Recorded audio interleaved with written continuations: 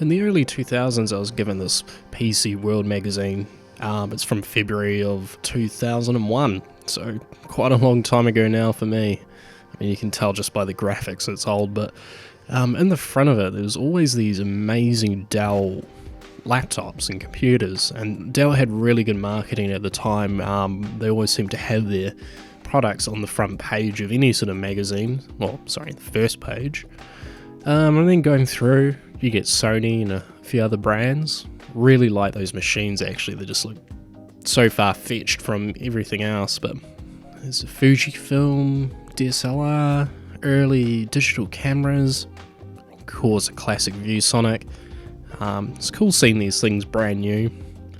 And of course Pentium 4 was just coming out, XP was just coming around the corner. But yeah, these machines, they always intrigued me, and I always wanted one when I was younger, just for the colours. But now I've got one, and we're going to see what it's like. Models started from the 2500, 4000 series to the top dog, 8100. Mine is the 8100, went for $2,925 US in 2001. You could also fit dual DVD drives or batteries. Reviews were good for this model, targeted the fastest portable experience, and techie reviewers liked that aspect. 3D performance was also impressive for reviewers at the time, gaming was a big focus. And the Tualis and Pentium 3 ran cool and performed quite well. But yeah, we're going to have a look at some of the repairs that I had to do to this one in order to prevent some plastic breaking, and of course that is the hinges have gone all stiff and horrible, and it's already caused some plastics to break. Something that's quite common on machines of this vintage really, it's just one of those things, but it's actually pretty easy to fix. What I'm doing here is actually totally unnecessary. You don't actually have to take all the screws out of the base in order to remove the keyboard, as it turns out.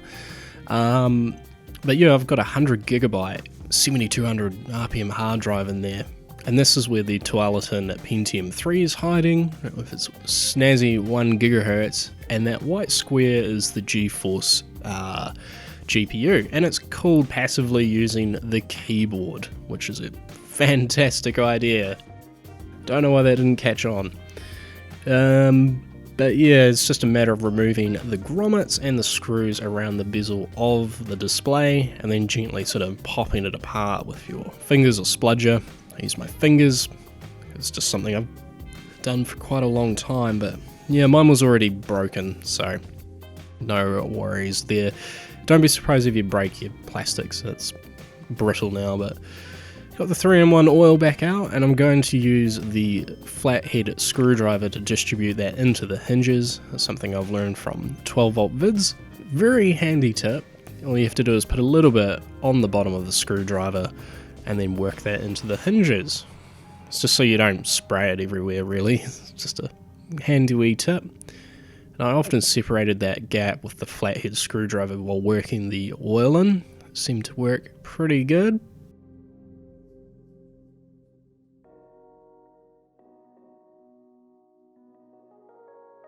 Next I just turned the laptop on its side and then just put some oil in the end pieces of the hinges, and then just slowly worked the screen back and forth gently just to get the oil to sort of go through everything. It's really hard unless you disassemble the whole mechanism and clean it, but they're often pressed together, so not normally something you can take apart from what I understand, but you can see it here, it is actually, just with a gentle bit of movement, it is actually working its way through. And then for the final test I just did full sweeps, trying to support the screen of course when I lift it up so it doesn't break and pop apart.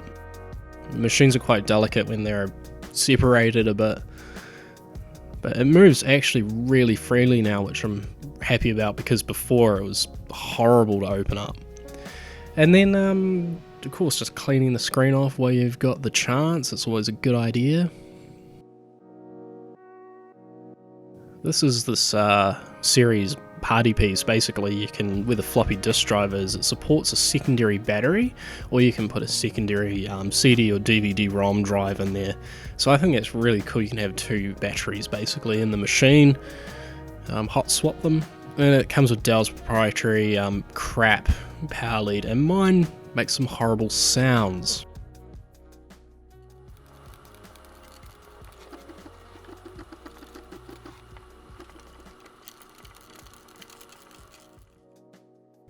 Looking around the machine, it's just a standard affair basically. Ports where modem and networking would be if they're populated, IR, and then hard drive, caddy. Got Firewire, PC card slots, the usual audio ports. Around back we have two very noisy fans. These things are terrible. PS2 port, VGA, some sort of Dell docking station port from what I understand, LPT port, serial, and I think it might be USB 2, probably 1, I'm not too sure actually, I barely use it. And then around the left side is the CD-ROM drive, and mine only came with a CD-ROM drive sadly, but that's okay. And then we've got the S-Video. Around front is the 3.5-inch floppy disk drive, which is actually something quite handy to have, even though it was being phased out at the time. This is sort of on the last edge of them. And the touchpad, which is crap, and the nub point, which is crap. I mean, it's not the worst touchpad I've used, but the nub point is terrible. Keyboard's pretty good, a little bit weird to get used to.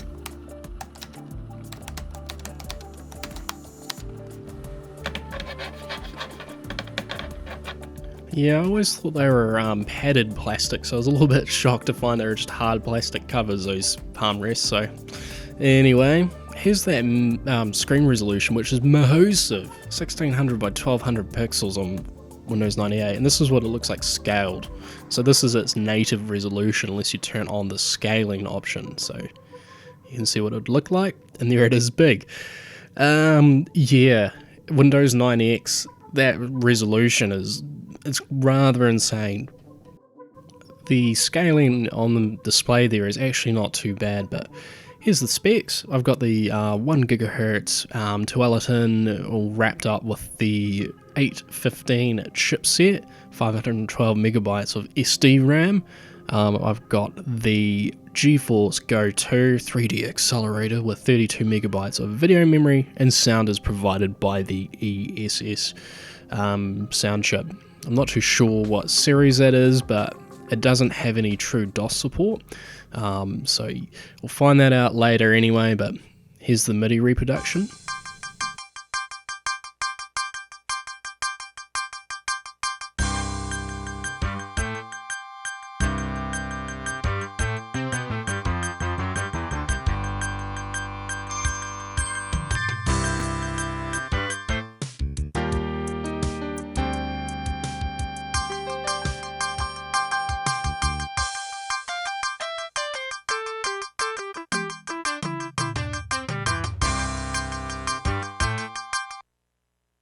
Yeah, so the MIDI reproduction is actually pretty good for that sound chip. I was quite surprised.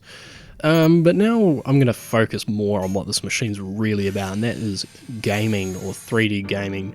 It was a big feature, or selling feature of the machine, so I'm going to put it through its paces and we're going to see what it can really do, but I always like to start off with this. And most of these tests I'll be running at lower resolutions, so we'll crack on and see how it all performs.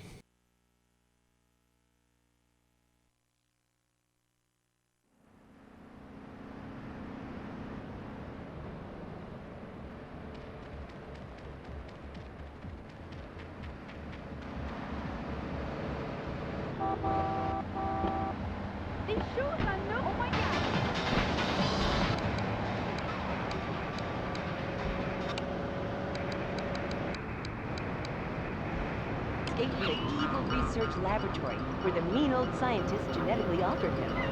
Uh-oh, the pharmaceutical scientist is going to get you, Pogo. Here you go, Pogo. Have a gold coin. Good thing Pogo has a banana cannon. Those nasty scientists deserve to die.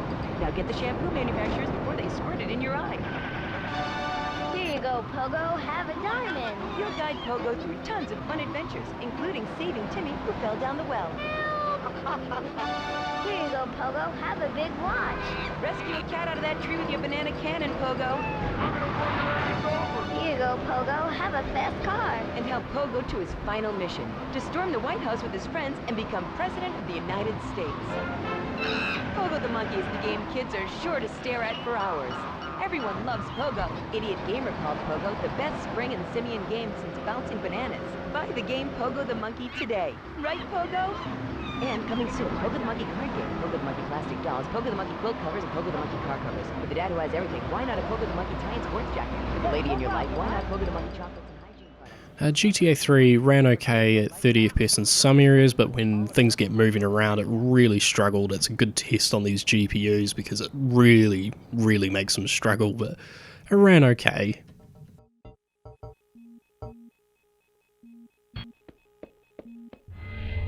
Hunt Crash to win this arena.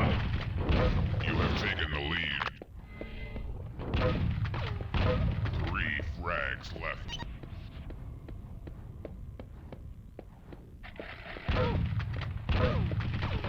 Two frags left.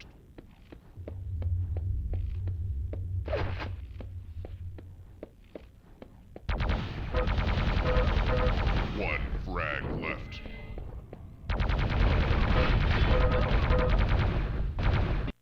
Tier 1, trainee. Ranger. Phobos. Mix. Ranger. Out in these more open areas, we're getting more around 30 FPS, which is what I'd expect it to have. More textures and things on the screen. But I got bitten by an old nemesis, and that is the pointer nub. It gets stuck, and it's really annoying.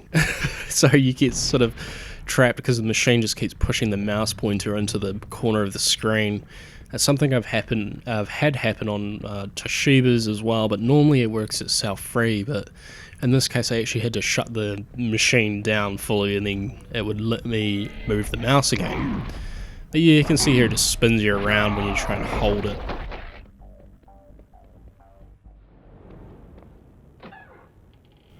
Return to Castle Wolfenstein there is actually runs really good on this machine. This is a fantastic game. If you guys haven't played it, it's quite good. I've only played it fully once all the way through, so I should do a video on it actually. But great fun, and it ran great on this machine.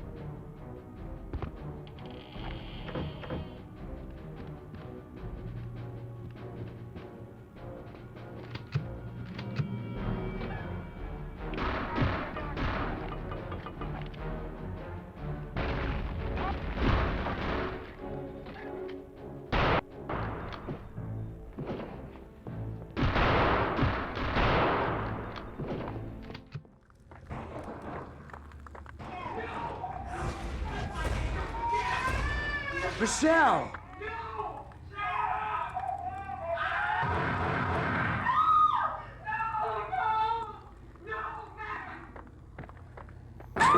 Michelle!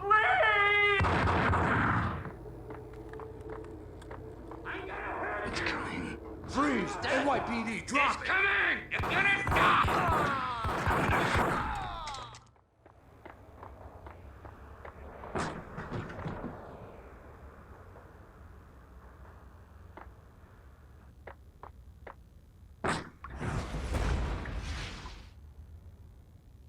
Death was in the air at Roscoe Street. I'd have to find Alex fast.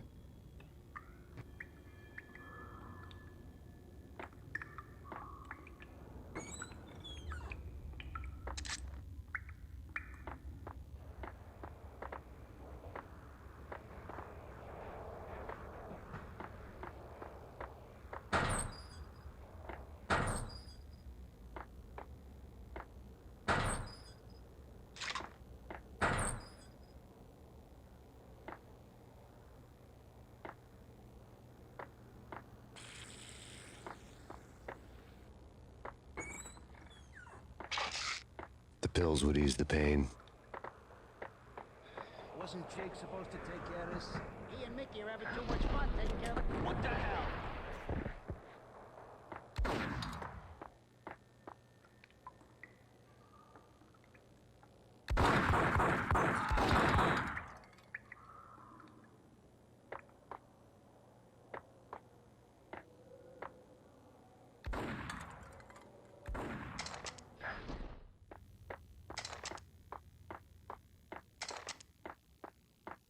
Yo guys, hey, we're getting around. You hear me? What is this? Hey!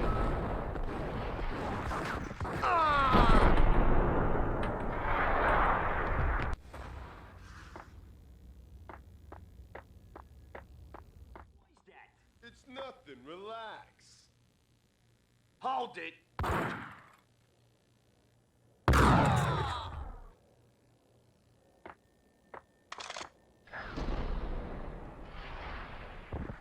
Apart from me failing at the controls, Max Payne actually did work pretty good. I didn't make it to any outdoor areas yet, but so far from what I've seen, it actually performs quite well.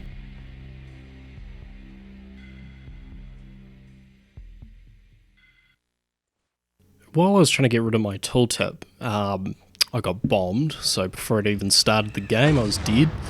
Off to a great start. Battlefield 1942, it does run alright. It's not the fastest, like for a sort of a shooter, but it does actually play, and it does, you know, do its job, I guess, in some ways, so a bit of a struggle, but it gets there.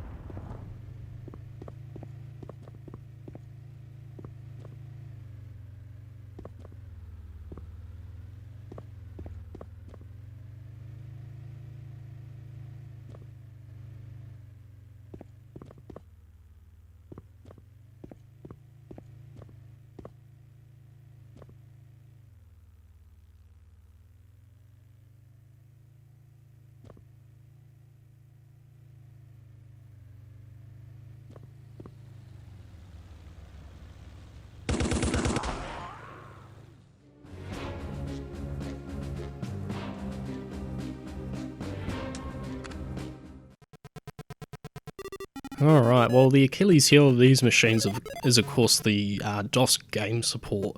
The sound, it doesn't have any true Sound Blaster emulation, so games like Commander Keen here and other games that need that true DOS game sound support, sorry, it's just not there, and it's something that's very common for these sort of machines around this era.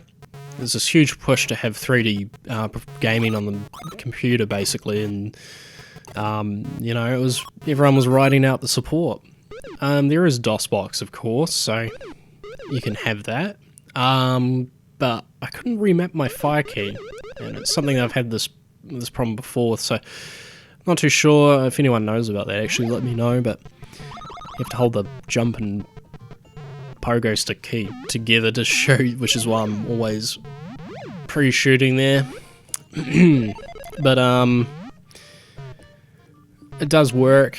It doesn't work very well for more demanding games, so things like Epic Pinball suffer from major slowdowns and stuttering, sound distortion, things like that.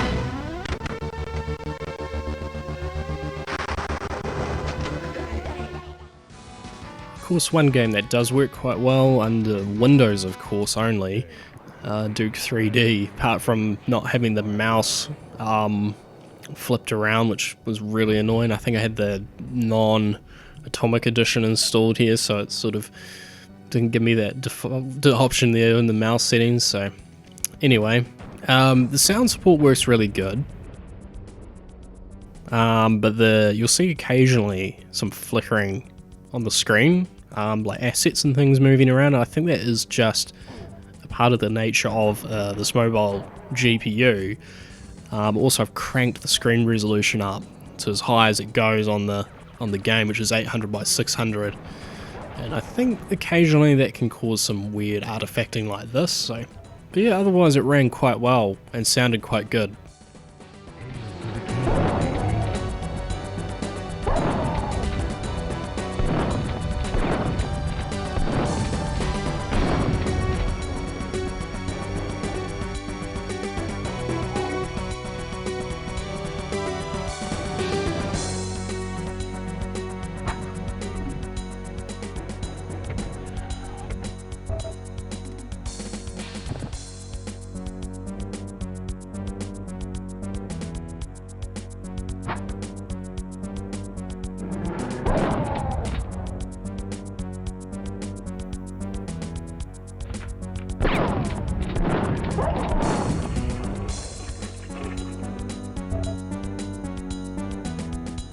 Alright, conclusion time.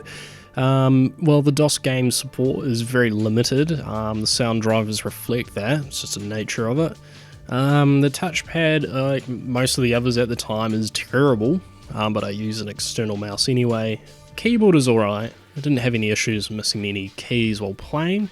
That screen resolution is incredible, but does cause some sort of scaling issues. CPU and GeForce GPU combo is actually really good for a laptop at the time. It's not a full desktop replacement, but does give those Road Warriors some performance on the go. And the plastics, of course, are dreadful and crack, just like other laptops of the vintage. But overall, great machine for the mid to late 90s gaming. If you need anything before or beyond that, you'll need to get another machine. At least it has some get up and go inside of this one. But yeah, If I had this back in the day when it was new, I would have been really happy with it if I didn't have any other machine.